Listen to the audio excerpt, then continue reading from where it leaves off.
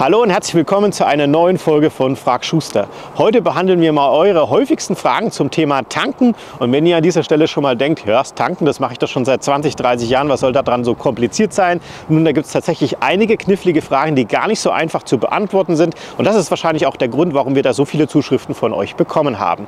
Und der Themenblock Tanken, den kann man natürlich auch in verschiedenste wichtige Fragen unterteilen. Und ich untergliedere das Ganze mal in 3 Bestandteile. Punkt Nummer 1 ist, wie groß ist denn eigentlich der Reservetank bei so einem Mazda? Das ist gar nicht so einfach zu beantworten, weil das steht nämlich nicht in der Bedienungsanleitung drin.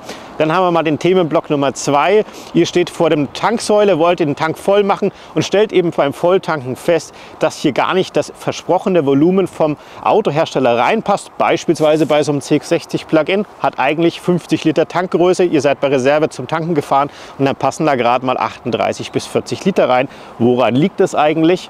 Und dann haben wir noch den dritten Block. Ihr seid eben beim Tanken, macht das Auto voll, zum Beispiel eben auch hier bei diesem Plug-in. Und dann versucht ihr da einfach noch mal ein bisschen mehr reinzubekommen. Mal schauen, wie weit geht das Ganze denn noch. Und dann stellt ihr fest, da passen teilweise noch 3 bis 7 Liter rein. Und da vermutet man natürlich schnell, dass hier vielleicht irgendwas kaputt ist im Tank.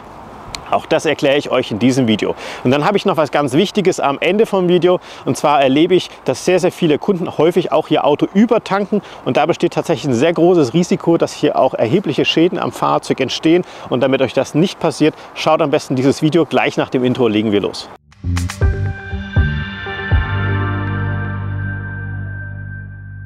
So, legen wir gleich mal mit der ersten Frage los. Wie groß ist denn nun eigentlich das Reservevolumen bei den Mazdas? Und hier muss man ein wenig unterscheiden zwischen der vorletzten Modellgeneration, hier mal stellvertretend den Mazda 6 und den CX-5. Ganz genauso trifft das aber auch für den Mazda 2 und den MX-5 zu. Diese Fahrzeuge verfügen alle über insgesamt 9 Liter Reservevolumen. Und die neuere Modellgeneration, wie jetzt hier zum Beispiel mal der CX-60 oder der neue CX-80, der kommen wird, und ganz genauso noch der Mazda 3 und auch der CX-30, diese Fahrzeuge haben insgesamt 11 Liter. Und jetzt fragen sich bestimmt manche Zuschauer, ja, warum hat man das jetzt erhöht oder warum ist das überhaupt so viel? Nun, grundsätzlich ist das ja so, dass hier in Deutschland das Tankstellennetz natürlich hervorragend ausgebaut ist. Man hat nur sehr kurze Distanzen bis zur nächsten Tankstelle. Aber hier bei uns auf dem Land ist es zum Beispiel auch so, dass dann teilweise schon ab 22 Uhr die Tankstellen geschlossen haben. Und dann muss man wieder zur nächsten Tankstelle fahren, um dann eben den Tank aufzufüllen. Und da ist man natürlich auch auf jeden Tropfen zusätzlich dankbar, den man hier noch im Auto zur Verfügung hat. Und dann gibt es natürlich auch ganz viele Länder, die hier ein wesentlich schlechter ausgebautes Tankstellennetz haben und die große Distanzen bis zur nächsten Tankstelle fahren müssen. Und daher hat man hier sicherlich mal ein bisschen mehr Puffer eingeplant. Und grundsätzlich ist es natürlich auch ein teures Unterfangen, wenn man eben mit einem leeren Tank irgendwo stehen bleibt. Von daher hat hier Mazda wahrscheinlich einfach sicherstellen wollen, dass ihr ganz, ganz sicher immer bis zur nächsten Tankstelle kommt. Und wenn man das Ganze jetzt mal so ein bisschen auf eine Reichweite runterrechnet, dann hängt das natürlich ganz stark von eurem Verbrauch vom Fahrzeug ab. Aber ich sage jetzt einfach mal so, wenn ihr also Reservelampen leuchten seht, dann könnt ihr auf jeden Fall noch so ca. 50, 60 Kilometer fahren und dann solltet ihr auf jeden Fall dran denken, hier auch mal nachzutanken, denn grundsätzlich würde ich euch auch nie empfehlen, so ein Auto komplett leer zu fahren, insbesondere beim Diesel, weil der dann eben beim Auffüllen sowieso nicht mehr von selber richtig anspringen wird. So, das war jetzt mal das erste Thema und jetzt kommen wir zum Thema Tanken. Das heißt, wenn ich jetzt eben so eine Reservelampe sehe, dann wundert man sich natürlich, dass hier vielleicht dann der Tank gar nicht richtig voll wird, so wie man das eben vom Hersteller als Volumen angegeben bekommen hat. Und das testen wir jetzt hier mal direkt hier bei diesem CX-60 und da gebe ich euch noch ein paar weitere Tipps, was das Ganze dann mit der Reichweite zu tun hat. Wir sitzen jetzt hier in einem Mazda CX-60 Plug-in Hybrid und das hat auch seinen Grund, denn zu diesem Fahrzeug haben wir wirklich mit Abstand die meisten Fragen zum Thema Tanken von euch bekommen. Und es liegt wahrscheinlich auch daran, dass bei diesem Auto so ein paar Besonderheiten zum Thema Tanken vorhanden sind, die wir natürlich auch in diesem Video hier besprechen werden.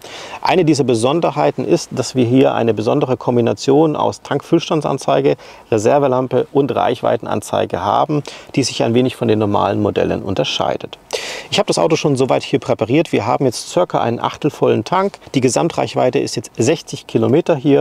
Und da stellt sich natürlich schon die erste Frage, wie kann es denn sein, dass das Auto gerade mal noch 60 Kilometer mit dem aktuellen Tank fahren kann? Da würde man ja doch viel mehr erwarten. Und dazu muss man schon mal einhaken, denn man muss wissen, dass der Autohersteller grundsätzlich niemals das komplette Tankvolumen auch als Reichweite anzeigt, sondern es wird immer auch ein gewisser Sicherheitspuffer sozusagen nicht als Reichweite angezeigt. Das hat auch folgenden Hintergrund: würde man wirklich alles ausnutzen und euch hier ganz exakt anzeigen, so wird es tatsächlich viele Kunden geben, die das wirklich bis zum Äußersten ausreizen und dann wahrscheinlich stehen bleiben würden, die wirklich den Tank ganz leer fahren.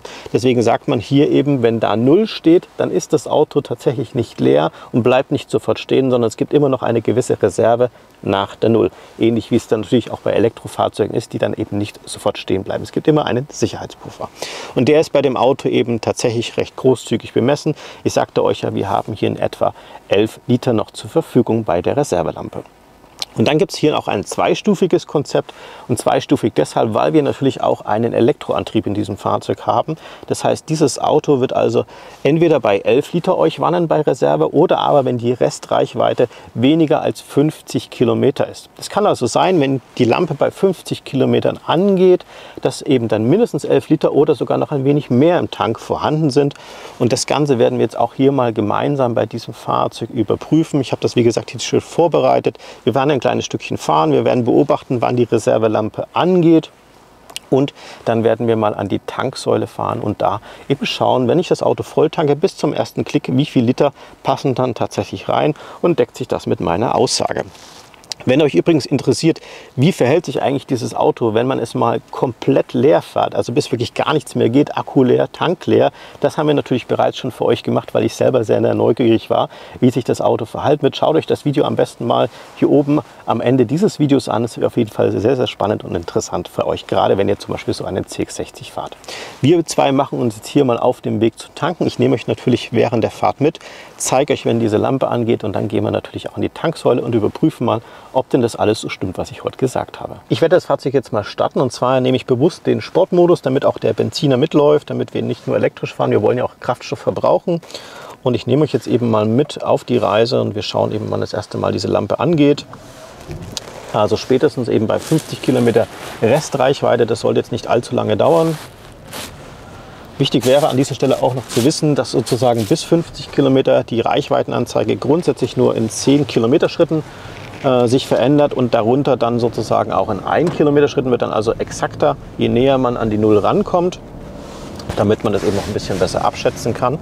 So, bei mir ist jetzt gerade in diesem Moment die Reservelampe angegangen, schaut wie folgt aus: niedriger Kraftstoffstand, rechts seht ihr, wir sind circa bei 1/8, ganz knapp drüber, und ihr seht schon, Gesamtreichweite wird jetzt eben mit 50 Kilometern angezeigt. Ich mache jetzt Folgendes, ich drehe jetzt hier tatsächlich um. Wir haben ungefähr 600 Meter bis zur Tankstelle. Wir sind also die ganze Zeit so ein bisschen um die Tankstelle rumgeschlichen, um das Ergebnis möglichst genau zu machen.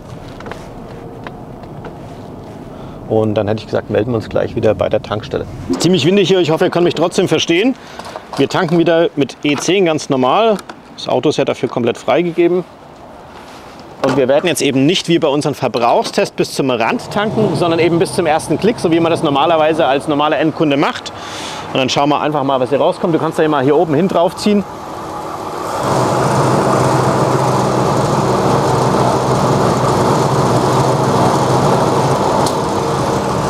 Ihr seht 39,44 Liter. Also ziemlich genau die 11 Liter, von denen ich vorhin gesprochen habe, zum 50 Liter Tank. Erster Klick. Jetzt könnt ihr hier natürlich gerne noch mal versuchen, noch mal einen Schluck reinzutun. Kommt vielleicht noch mal ein halber Liter dazu. Dann ist jetzt hier aber wirklich Schluss. Und das bringt mich auch gleich zum nächsten Thema. Aber ich tue jetzt erstes mal hier die Zapfsäule rein. Wir gehen gleich wieder ins warme Auto und dann geht es weiter. So, wir sind zwischenzeitlich wieder in der Firma angekommen, damit die anderen Autos in Ruhe tanken können. Und wie ich euch gerade zeigen konnte, stimmt also hier die Herstellerangabe mit 50 Litern ganz exakt bei diesem Fahrzeug. Wir konnten ca. 39,5 Liter nachtanken. 11 Liter ist ca. die Reserve. Das passt also wirklich hier 100% und ist ein eindeutiger und einfacher Weg für euch, auch selber festzustellen, dass bei eurem Auto daheim auch alles stimmt. Also einfach bei der Reservelampe direkt zur nächsten Tankstelle fahren, voll tanken, dann noch 9 oder 11 Liter Reserve dazu addieren und dann solltet ihr in etwa bei der Herstellerangabe landen. Ich kann mir schon auch vorstellen, warum das Ganze eben so ein bisschen für Verwirrung gesorgt hat. Zum einen denken vielleicht viele Kunden, die dann mit 0 Kilometer Restreichweite zur Tankstelle fahren, dass der Tank eigentlich schon komplett leer war. Und dann denkt man, ja, wie kann es sein, dass der Tank eben nicht komplett mit 50 Liter aufgefüllt werden konnte? Und zum anderen ist natürlich die Reserve mit 9 oder 11 Liter vielleicht auch ein bisschen großzügig bemessen für deutsche Verhältnisse.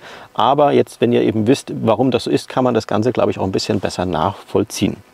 Das bringt mich auch zu meinem letzten Punkt, und das ist das Thema Übertanken. Denn da gibt es tatsächlich auch einiges an Risiken, was da passieren kann. Dass da eben keine größeren Kosten für euch entstehen, möchte ich euch da gerne noch ein paar Informationen geben. Das Thema Übertanken kommt natürlich auch daher, dass eben gerade die Kunden wahrscheinlich beim Tanken überrascht waren, dass dann eben nicht so viel Kraftstoff in den Tank reingepasst hat, wie sie es eigentlich erwartet hatten. Und vielleicht geht man dann davon aus, dass die Zapfsäule irgendeinen Defekt hat oder was auch immer und versucht dann natürlich mühevoll noch mehr Kraftstoffe reinzuquetschen. Und tatsächlich gelingt einem das meistens, dass dann teilweise noch 3, 4 oder 5 Liter zusätzlich reinpassen, auch wenn es wirklich mühsam ist. Aber um das zu verstehen, warum noch so viel reinpasst, muss man sich die Tankform für so einem Auto zum Beispiel auch mal anschauen. Ich bilde euch hier mal einen Tank von einem Mazda CX-60 ab. Ihr seht schon, das Ganze ist so ein bisschen hufeisenförmig oder sattelförmig. Das liegt daran, dass wir hier in der Mitte natürlich noch eine Kardanwelle haben. Und ihr seht auch in der Mitte oben, da geht so eine Leitung raus und das ist auch der höchste Punkt vom Tank. Und diese Leitung, das ist ein sogenanntes Kraftstoffdampfrückführungssystem. Das besitzt eigentlich mittlerweile jedes moderne Fahrzeug, denn in diesem Kraftstofftank entstehen natürlich Dämpfe und diese Dämpfe, die wollen wir natürlich zum einen nicht, dass sie in die Umwelt gelangen und man will natürlich diese Dämpfe auch noch weiterverwenden. Sie werden sozusagen dem normalen Verbrennungsprozess wieder beigeführt, um damit eben Kraftstoff zu sparen. Aber diese Systeme können natürlich nur funktionieren, wenn auch hier ein bisschen Spielraum vorhanden ist, dass diese Dämpfe abgeführt werden. Ist der Tank wirklich komplett randvoll, dann funktioniert dieses ganze System nicht.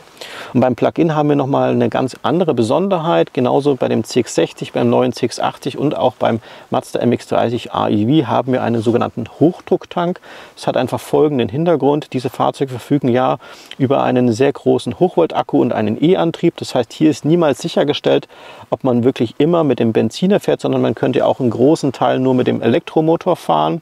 Und dann würden diese Kraftstoffdämpfe eigentlich nie oder fast nie dem entsprechenden Motor zugutekommen. Also musste man hier das Konzept ein wenig anders bauen. Wir haben hier einen sogenannten Hochdrucktank. Das heißt, der kann teilweise bis zu 3, 4 Bar aushalten, viel mehr als ein normaler Tank. Und dann, wenn man eben tanken will, zum Beispiel stellt euch vor, ihr seid ein halbes Jahr mit einem halbvollen Tank gefahren, immer elektrisch und dann fahrt ihr irgendwann zur Tankstelle, dann hat sich da ja einiges an Dampf und Druck in diesem Fahrzeug entsprechend gebildet. Das konnte aber nie abgeführt werden, weil ihr immer elektrisch gefahren seid. Und dann passiert Folgendes, ihr drückt also hier diese Tanktaste, dann öffnet sich ein Ventil und dann geht es durch dieses Rohrleitungssystem hier bei diesem CX-60 in einen sogenannten Aktivkohlefilter. Da werden dann diese Kraftstoffdämpfe gespeichert. Das Auto hat also den Druck von diesem Tank abgebaut, schließt das Ventil und dann könnt ihr entsprechend tanken und tatsächlich werden dann diese entsprechenden Dämpfe dann später der Verbrennung wieder zugefügt. Also ein relativ cleveres Prinzip, aber auch hier, wenn ihr eben den Tank dann eben komplett voll macht bis zum Erbrechen sozusagen, dann kann dieses System nicht funktionieren und kann tatsächlich sogar Schaden nehmen. Das hat auch folgenden Hintergrund. Ihr müsst euch Folgendes vorstellen, wenn ihr so ein Auto voll tankt, dann wird ja der Kraftstoff aus ganz tiefen Tanks von der Tankstelle hochgepumpt in euer Auto. Und stellt euch das Ganze jetzt mal im Hochsommer vor, unter der Erde, vielleicht so 3, 4 Meter unter der Erde, da haben wir eine Temperatur von ca. 5 bis 10 Grad. Ihr füllt das Auto komplett voll, wirklich bis zum letzten Tropfen randvoll und dann stellt ihr das Auto irgendwo ab. Ja, und dann erwärmt sich dieser Kraftstoff hier in diesem Fahrzeug teilweise von 10 Grad, vielleicht auf 30, 40, 50 Grad. Und dazu muss man wissen, wenn man 50 Liter Kraftstoff in etwa auffüllt hat, also im Tank hat, dann erwärmt man das um 20 Grad, dann vergrößert sich das Volumen um ca. 1 Liter. Das ist eine relativ große Menge, wenn der Tank sowieso schon voll ist. Und bei 40 Grad dann natürlich noch mehr. Und es muss dieses Volumen ja irgendwo hin. Das heißt, irgendwo, entweder tritt es dann in die Umwelt oder irgendein Ventil öffnet sich aus Überdruck. Das heißt, hier könnte also dieses sogenannte Kraftstoffdampfrückführungssystem Schaden nehmen, beschädigt werden. Und deswegen wäre es wirklich ganz, ganz wichtig, dass ihr hier das Auto nicht komplett voll tankt bis zum letzten Rand, sondern wirklich eben nur bis zum ersten, zweiten Klick und fertig. Und dann ist das Auto auch wirklich voll. Voller sollte man es tatsächlich nicht machen, gerade eben im Hochsommer, wenn es sehr, sehr heiß draußen ist. So, das war mir an dieser Stelle nochmal wichtig zu betonen und ich hoffe, dass wir mit dieser Videoserie alle Fragen von euch zum Thema Tanken beantworten konnten. Haben wir noch irgendwas vergessen, packt es wie immer unten in die Kommentare rein. Versuchen wir natürlich so schnell wie möglich darauf zu antworten. Hat euch dieses Video gefallen, denkt dran, uns einen Daumen nach oben dazulassen, freut uns immer sehr. Abonniert gerne auch unseren Kanal, wenn ihr noch kein Abonnent seid. Drückt die Glocke, dann kriegt ihr immer eine Info, wenn wir ein neues Video hochgeladen haben. Und apropos neues Video, sehen wir uns dann einfach wieder beim nächsten Video.